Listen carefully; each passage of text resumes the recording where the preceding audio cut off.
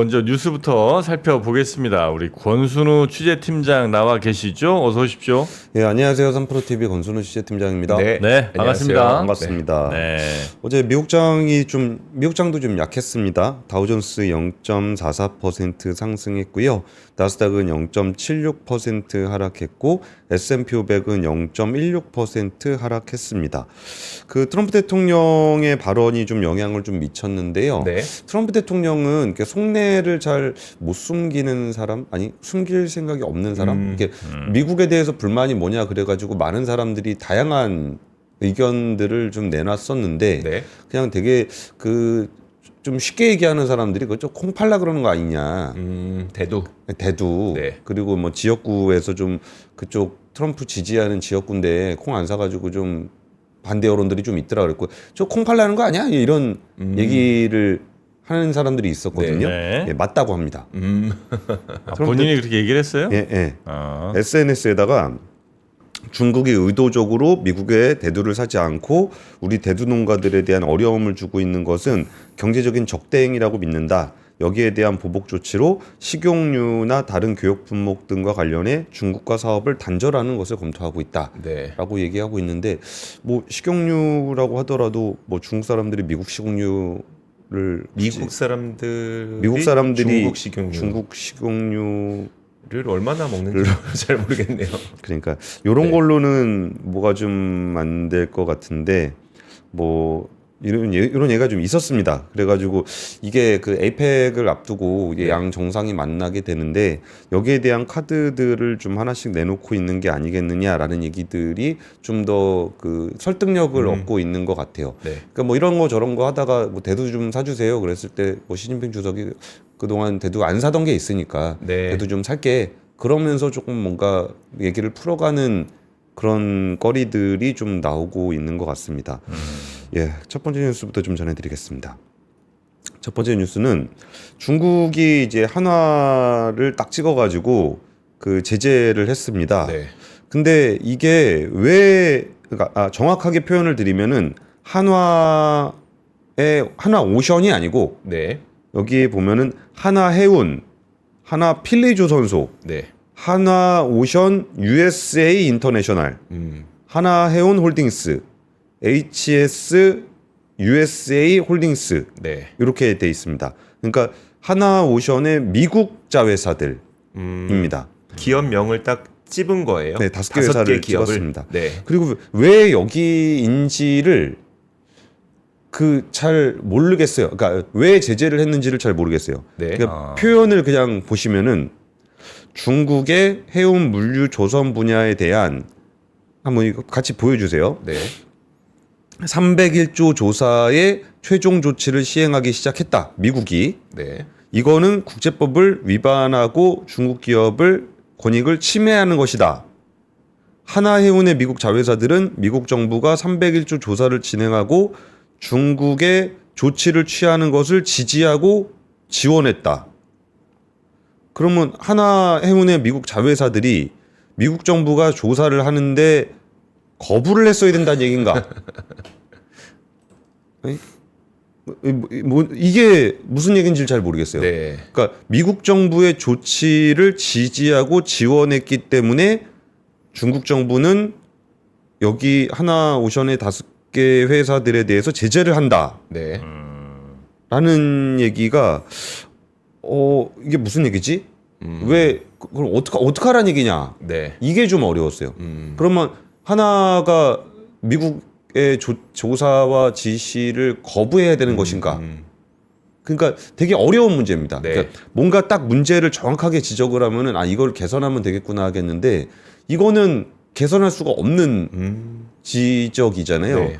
그래가지고 이거는 좀 어려운 그 상황이 됐다라는 네. 생각이 좀 듭니다. 근데 물론 그 중국이 그 하나오션의 미국 자회사 5곳을 조치를 한 게 어떤 데미지가 있을지도 정확하진 않습니다. 굳이 하나오션의 미국 자회사 5곳이 중국이랑 거래를 할 게 네. 별로 없잖아요. 네. 그래가지고 어떤 영향이 있는지도 좀 불분명하고 해소 방안은 없고 그런 조치입니다. 근데 만약에 이거를 조금 확대해서 하나오션에 대해서 견제를 한다. 네. 그러면은 좀 골치 아플 수가 있습니다. 그 하나오션이 당연히 우리나라에서 배를 만들고 있지만 뭐 예를 들어서 후판, 네. 기자재나 뭐 이런 것들. 기자재 후판 이런 것들을 중국에서 좀 수주를 그러니까 사오는 게 있는데 네. 이런 것들을 못하게 하면은 좀 문제가 될 수 있지 않겠나라는 생각이 좀 들었고 또 하나는 지금 중국하고 미국하고 입항 수수료 관련해서 한 대씩 좀 주고 받았거든요. 네. 근데 혹시라도 한국 선박이 중국에 입항 수수료를 내야 된다. 그거 굉장히 골치 아프지겠네요. 그런 거는 굉장히 골치 아픈 네. 일입니다. 왜냐하면은 이게 중국하고 미국 사이에 교역이 많고 네. 한국이 또 배를 워낙 많이 만들잖아요. 근데 거기에 걸리게 되면 뭐 유럽 해운사가 됐든 이런 데들이 솔직히 중국 해운사들은 우리한테 주문도 안 줘요. 네. 그러니까 뭐 별로 중국 해운사들이 걱정되진 않는데 유럽 해운사들 같은 경우가 한국에서 만든 선박이 중국에 들어갈 때 입항 수수료를 낸다. 네. 뭐 이런 것들은 좀 골치 아플 수가 있습니다. 그래서 이것들에 대한 얘기가 나오면서 이게 좀 힘들 수도 있겠다라는 얘기들이 좀 나오고 있습니다. 그러니까 이 건 자체, 네, 어떤 조치인지는 명확하게 아직 안 나왔어요. 그러니까 거래하지 마라. 거래하지 마라. 네, 네. 그러니까 지금 하나오션의 미국 내 자회사와는 거래하지 마라. 같이 보시면은 네. 중국 영토 내 조직과 개인이 해당 자회사와 관련된 거래 및 협력하는 것을 금지하기로 결정했습니다. 중국에 있는 기관, 그러니까 기업이나 개인이 그 하나오션의 미국 자회사들과 거래 및 협력하는 것을 금지하기로 결정했다. 이렇게 돼 있습니다. 그러니까 이제 이거는 결국 앞으로 더 커지면 중미 갈등이 더 커지면 미중 갈등이 더 커질 때 한국이 미국 쪽에 적극 협력하는 거에 대해서 요건 이제 기업으로 제재한 거지만 네. 앞으로 더 만약에 니네들이 딱 붙어 있으면 이제 국가로도 제재할 수 있다는 걸 미리 약간 좀 예고편처럼 보여주는 거 아니에요? 이런 식으로 우리 할 수 있다? 그러니까 이제 확대 해석하면은 그렇게 그런 거고. 해석을 하게 되는 거죠. 그러니까 이 건 자체는 어차피 하나오션 미국 자회사들이 뭐 중국이랑 거래할 일이 많이 없기 때문에 네. 특별히 영향이 있을까 싶은 거는 맞거든요. 네. 그러니까 직접적인 영향이 있을 것 같지는 않아요. 근데 이 조치가 상징하는 바가 뭔가를 살펴보면은 첫 번째는 그냥 미국의 지시를 따랐다는 거. 그러니까 하나오션 자회사긴 하지만 미국 회사들이잖아요. 네. 근데 미국 회사가 미국 법을 따랐다는 이유로 제재를 받은 거기 때문에 이거는 좀 빠져나가기가 쉽지 않다라는 게 하나 있는 거고 네. 또 하나는 이걸 확대를 하게 되면 어디까지 확대할 수 있는지에 대한 범위가 굉장히 넓고 그리고 우리가 대응할 수 있는 방법이 마땅치 않다라는 게 포인트인 것 같습니다. 네. 자, 하여튼 중국의 한화 계열사들 이렇게 제재했다는 내용 첫 번째로 좀 전해주셨고, 요게 어떤 영향이 있을지는 아마 또 우리 정치권이나 아니면 산업계에서 분석을 또 나름 열심히 하겠죠. 예, 예. 네, 그 내용들은 혹시 더 나오게 되면 전해드리도록 하고, 두 번째 뉴스도 가볼까요? 두 번째 뉴스는 어제 삼성전자 뉴스가 저 뉴스3 하고 있을 때 발표가 됐잖아요. 네. 그래서 관련 소식들이 워낙 규모가 있는 소식이니까 조금 더 상세하게 좀 전해드리겠습니다. 네. 그 영업이익이 158.6% 늘어난 12조 1천억 원 잠정짓게 됐습니다. 영업이익 컨센서스는 한 10조 원 넘지 않겠냐 이런 네. 얘기 나왔는데 12조 1천억 나왔으니까 어닝 서프라이즈였습니다. 물론 어닝 서프라이즈에 대한 기대가 워낙 높았기 때문에 어제 주가는 후방에 좀 밀리더라고요. 네. 그리고 뭐 하락 마감을 하긴 했습니다. 그리고 그 폴드 7 갤럭시 Z 폴드 7 판매량도 꽤 좋아서 네. 이게 꽤 많은 영향을 줬다라고 보고 있습니다. 그리고 이거 DS 사업부, 메모리 사업, 반도체 사업부의 영업이익이 얼마냐는 나중에 확정 실적 나올 때 네. 확인을 해야 되는데 8조 얘기를 좀 하더라고요. 8조요. 7조 얘기도 있고 8조 얘기도 있고 뭐 그래가지고 이게 왜 그런가 봤더니 한 파운드리 쪽에서 그러니까 시스템 LSI 쪽에서 1조 정도 적자 났을 거라고 보는 것 같더라고요. 네. 그래가지고 이제 메모리 쪽에서 8조를 벌었는데 파운드리와 시스템 LSI에서 한 마이너스 1조 정도를 해서 합쳐서 7조 정도 되지 않겠느냐라는 얘기더라고요. 그래서 지금 뭐 HBM, AMD 들어간 거하고 지난달 엔비디아 콜테스트 통과한 거 근데 이게 뭐 그렇게 큰 거 같지는 않습니다. 네. 여기 HBM 들어가 봐야 아직 물량 자체가 얼마 안 되니까 네. 와 이것도 들어가면 또 엄청 크겠어요. 네. 그거 없이도 이만큼 나오는 그러네요. 네. 예. 그런 상황이고 뭐 가격 전망들을 보면은 트렌드포스 전망은 4분기가 아니라 2026년 1분기 네. 그러니까 4분기는 무조건 오르는 거고 26년 1분기에도 전분기 대비 한 5에서 10% 정도 그리고 2분기에도 한 3에서 8% 정도 상승할 거다. 분기 대비죠? 예, 분기 대비로 네. 예상을 좀 하고 있습니다. 그러니까 이게 반도체 사이클에서는 좀 이렇게 거의 한 6개월 정도는 선행 지표를 중심으로 움직이기 때문에 네. 근데 현재는 6개월 이후에도 가격은 상승할 걸로 전망되고 있는 그런 상황입니다. 그리고 이게 좀 설명을 제가 좀 드리고 싶은 부분들이 좀 있는데 어제 그 김용범 정책실장님 대통령실에 김용범 네. 정책실장 어제 인터뷰를 좀 했어요. 진행하셨죠. 예, 그래가지고 오늘 저녁에 나갈 건데 그 반도체 관련한 얘기들도 좀 있었습니다. 그래서 제가 그동안 그 샘알트만이 90만 장 얘기하는 거 네. 이거 규모가 너무 크다라는 얘기를 좀 다 드렸을 때 그냥 뭐 숫자들을 던져놓은 거 아니겠느냐라고 좀 얘기를 했었잖아요. 네. 근데 그 90만 장 얘기를 대통령실에서도 굉장히 좀 진지하게 받아들이고 있고 그러면 그거를 공장을 거의 2배를 지어야 되는 상황이 되는데 이걸 어떻게 네. 할 거냐 그랬더니 그때 대통령실에서 금산분리 얘기를 좀 했었단 말이에요. 금산분리. 예. 그래갖고 금산분리랑 그거랑 어떻게 연결되는 건지를 어제 좀 여쭤봤어요. 네. 그랬더니 금산분리 얘기가 그 우리나라는 지주회사 밑으로 사모펀드를 만들 수가 없게 돼 있습니다. 금산분리의 네. 통계상 분류 때문에 그렇습니다. 그러니까 사모펀드가 금융업이냐 아니냐 이걸 딱 정해서 사모펀드는 들어갈 수 없다 이렇게 되는 게 아니라 네. 통계 분류를 이렇게 해놨는데 그중에 사모펀드가 금융업으로 분류가 돼서 네. 이렇게 들어가 있는 부분들이 있는데 이게 만약에 완화가 되면 어떤 일이 벌어지냐면은 그 소프트뱅크의 손정희 회장이 비전 펀드를 만드는 게 우리한테는 별로 이상하게 보이지 않잖아요. 네. 근데 우리나라에서는 그게 안 됩니다. 그러니까 기업이 있으면 펀드를 만들면은 여기다가 뭐 사우디 자금도 갖다 투자 받고 네. 뭐 싱가포르 자금도 받고 해가지고 이걸 가지고 미래를 위해서 이렇게 투자를 하고 뭐 이런 것들이 우리나라는 안 되거든요. 네. 근데 그거를 할 수 있도록 할 수 있도록 되는 거고 또 하나는 뭐가 있냐면 150조 원 규모의 국민성장 펀드가 만들어질 겁니다. 네. 만들고 정책적으로 발표가 돼 있습니다. 네. 그 중에 상당 부분이 반도체로 들어가게 되는 건데 그러면 이제 반도체 진짜 우리나라 메모리 반도체가 이렇게 커진다고? 네. 그거를 뭔 돈으로 하냐라고 했을 때 거기에 국민성장 펀드 150조 만들어지고 있는 것의 일부가 거기에 들어갈 수 있다는 얘기가 된다는 거예요. 그래서 이게 정말 우선 뭐 90만 장 그러면 한 번에 이렇게 다 하고 뭐 이런 얘기는 확실히 아닌데 네. 그렇다고 해서 이게 완전히 뜬구름 잡는 아무 의미 없는 얘기라고 볼 수 없는 네. 얘기들이 좀 있었습니다. 예. 그래가지고 이거 오늘 저녁에 한번 같이 보시면 이게 반도체 산업의 그 좀 달라지는 느낌들을 네. 좀 받으실 수 있을 것 같습니다.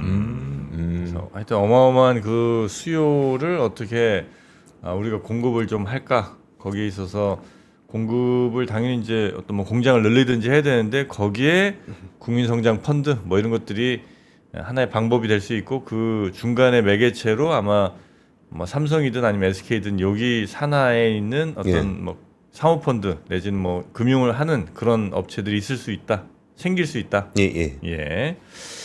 자, 세 번째 뉴스도 가볼까요? 세 번째 뉴스는 이제 포스코 퓨처엠이 미국 자동차 회사에다가 한 6,700억 원 규모의 천연의견 음극재를 공급을 하기로 했습니다. 네. 그리고 2011년 음극재 사업에 진출한 이후에 가장 큰 규모인데요. 그동안은 이제 국내의 그 LG 에너지 솔루션이나 SK온, 삼성 SDI 등 우리나라 배터리 3사 정도에 납품을 해왔습니다. 네. 근데 이게 어떤 의미가 있냐면 이제 규모도 규모인데 그 얼마 전에 중국이 음극재 수출을 제한하는 조치를 취했습니다. 지난 9일에 네. 중국 상무부가 음극재와 음극재 생산 장비 등을 수출 허가 대상으로 올렸습니다. 네. 그러니까 수출을 안 하겠다라는 건 아니겠지만 제한할 수 있는 대상을 만들었어요. 네. 근데 지금 전체적으로 글로벌 시장에서 음극재 흑연의 점유율이 거의 70% 이상, 많게는 90%까지 품목 따라서 네. 이게 다 중국이란 말이에요. 근데 여기에 제한을 하게 되면은 공급받을 수 있는 데가 거의 없습니다. 근데 포스코 퓨처엠이 그나마 천연흑연, 인조흑연 관련한 응급제를 생산할 수 있는 업체입니다. 네. 그리고 이번에 그 거래하는 미국 업체가 포스코 퓨처엠의 주문을 넣기 전에는 그럼 어디서 주문을 받았냐? 네.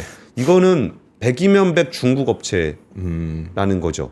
근데 이 포스코 퓨처엠이 응급제를 납품한다는 거는 예. 미국에 있는 완성차 업체 가운데 배터리를 만드는 업체여야 되잖아요. 아, 그거 이제 자기가 사서 줄 수도 있죠. 아 사서 사서 줄 수도 있는 거니까 그거는 그렇게까지 깊게 있게 안 보셔도 돼요. 네네. 근데 여기가 전체 매출의 거의 한 20% 정도 되는 규모니까 규모 자체도 굉장히 커요. 네. 근데 포스코 퓨처엠이 뭐 이래저래 해보면 원가가 중국보다 한 20%가 비쌉니다. 네. 그럼에도 불구하고 이제 포스코 퓨처엠으로 바꿨다라는 거는 이 공급망 변화가 실질적으로 일어나고 있다라는 네. 걸로 보시면 될 것 같습니다. 그래서 지금 이 부분들이 미중 갈등이 심화될수록 이런 식의 거래가 더 많아질 수 있다. 그러니까 예전에는 그럴 수 있다라는 정도의 얘기였다 그러면 네. 지금은 이 건으로 그렇게 됐다라고 음. 보시면 될 것 같습니다. 이게 신호탄이고는 앞으로도 이런 일들이 더 많아지겠네요. 그럴 수 있죠. 이제 많아질 수 있다라고 얘기를 할 수 있게 네네. 되는 거죠. 이전에는 네. 야, 이거 이렇게 견제하다 보면은 뭐 한국에도 수혜를 보지 않겠어? 아. 요런 정도의 네, 얘기였고요. 지금은 실질적으로 한국으로 갈아타는 모습이 좀 나타나고 있다는 겁니다. 근데 이게 천연흑연이 있고 그 인조흑연이 있는데 네. 천연흑연 같은 경우는 이제 광산에서 캐와야 되는 거고 인조흑연 같은 경우는 이제 철 만들 때 그 코크스의 네. 부산물로 인조흑연을 만들거든요. 네. 그러니까 철 만들 때 나오는 코크스 부산물은 포스코가 제철에서 하니까 네. 거기서 받아가지고 이제 피치라는 거를 통해 가지고 포스코 퓨처엠이 공급받으면 되고, 그럼 천연흑연 같은 경우도 지금 중국에 대한 의존도가 굉장히 높은 상황이에요. 그래갖고 이거를 어떻게 할 것인가에 대해서 다들 고민이 많은데, 이것 때문에 만들어진 광몰 안보 파트너십 프로젝트, 이른바 MSP라는 프로젝트가 있어요. 이거는 미국, 한국, 일본, EU가 참여하고 있는 프로젝트인데 네. 이게 안 그래도 그 중국에 의존하고 있는 그 광물 문제 때문에 매번 히토리 문제도 생기고 그래가지고 여기가 MSP라는 그 모임을 만든 거죠. 네. 근데 여기가 한 3, 4일쯤 된 것 같은데 네. 그 탄자니아에 세계 2위 규모의 천연흑연 광산이 있어요. 네. 그 광산을 호주 블록마이닝 CEO가 블록마이닝을 중심으로 해서 개발하자. 이렇게 보시면은 저는 이 사진이 이게 처음 여는 착공식인데 착공식 치고 되게 소박하다라는 느낌을 좀 받긴 했습니다. 이게 탄자니아 광산 착공식. 광산 착공식입니다. 아 저거예요? 네, 네. 약간 내가 그 처음 아이온큐 본사 볼 때 그 느낌이 약간 있네. 네. 굉장히 그 소박하시다. 네, 그죠. 근데 이게 한 600만 톤 매장량으로 세계 2위 정도 규모의 흑연 광산이에요. 저기 땅을 그냥 파면 흑연이 나오는 거예요? 그냥 하는 거죠. 착공식이니까. 이게 뭐지? 다른 데는 착공식에 삽들 때 그냥 이게 어떤 형식적인 삽 뜨는 거잖아요. 저기는 진지해 보이죠. 그러니까 광산이니까 또 진짜 삽으로 이렇게 파고 내려갈 것 같은 느낌이 좀 있네. 여튼 저기에서 매장량 기준으로 세계 2위? 2위. 이게 블랙목 마이닝이라는 호주 회사인데 네. 여기에 같이 그 파트너십으로 들어가 있는 업체가 포스코 인터내셔널. 네. 예요. 그러면 포스코 인터내셔널이 여기서 흑연을 받아와서 수입해 와서 그 포스코 퓨처엠에 납품을 하면 네. 포스코 퓨처엠이 여기에 대해서 이제 응급제를 만들어서 공급하는 그런 구조가 될 것 같습니다. 지금 미국 상무부 같은 경우도 지금 흑연에 대해 중국산 흑연에 대해서 93.5% 반덤핑 관세 부과하는 예비 결정 내려놨거든요. 네. 그러면 기존 관세하고 합쳐지면 거의 관세율이 160% 정도 돼요. 네. 그러니까 이 부분은 우리가 준비만 잘 되면 분명히 기회가 있는 영역입니다. 그래서 네. 2차 전지 쪽이 꽤 오랫동안 좀 힘들어하고 있는데 네. 그때 생각했던 시나리오가 우리가 그때 당시에 기대를 많이 했잖아요. 2차 네. 전지 막 엄청 오를 때 네. 그때 일이 실제로 벌어지고 있다라는 말씀을 좀 드리는 거고 네. 여기에 또 하나 좀 드리고 싶은 얘기는 올해 들어서 8월까지의 글로벌 전기차의 그 판매를 집계를 해보니 지난해 대비해서 30% 가까이 성장을 했다. 전기차 판매가 늘었다라는 네. 겁니다. 물론 중국이 전체에서 차지하는 비중이 한 60% 이상 됩니다. 네. 근데 거기에서도 7위로 현대차 그룹이 한 12.9% 정도 판매 성장을 좀 했습니다. 그래서 이 부분들이 전기차 판매가 꾸준하게 늘고 있다. 네. 부분들이 있고요. 그리고 좀 저는 전기차가 문제라기보다는 그러니까 전기차라는 그 차가 문제라기보다 그냥 진짜 그 차종 자체가 문제가 아닐까. 좋은 차가 나와서 소비자들의 선택을 받는다면 충분히 네. 극복할 수 있는 문제다라고 보여요. 네. 이게 왜 그러냐면 최근에 지금 우리나라에서 그 모델 Y가 진짜 엄청나게 팔리고 있습니다. 그러니까 지금 수입차 기준으로는 1위예요. 뭐 주니퍼인가 그거? 네, 네. 어. 그러니까 이거는 우리 두 가지의 어떤 저는 두 가지 포인트가 있는데 네. 하나는 전기차가 잘 안 팔린다. 네. 라는 거 잘못됐던 얘기라는 걸 테슬라가 보여주고 있습니다. 예. 이게 원래 벤츠 아니면 BMW가 항상 1등이었는데 지금 테슬라가 1위고요. 네. 그리고 이거를 차종 기준으로 봤을 땐 차이가 훨씬 많이 나는데 그러니까 차량 그 브랜드 기준으로 봤을 때 테슬라가 9,000대, 벤츠가 6,000대, BMW 6,000대 이렇게 돼 있거든요. 네. 근데 모델 기준으로 보면은 모델 Y가 7,000대, 메르스 벤츠 E 시리즈가 1,900대입니다. 아. 2위가. 네. 그러니까 전기차가 안 팔린다라는 거는 잘 안 맞고요. 또 하나는 이거 대부분 중국에서 갖고 온 차입니다. 그렇죠. 네. 그럼 중국산 차가 안 팔린다라는 것도 우리가 좀 고민해 볼 여지가 네. 좀 있는 이런 숫자들이 좀 나오고 있습니다. 알겠습니다.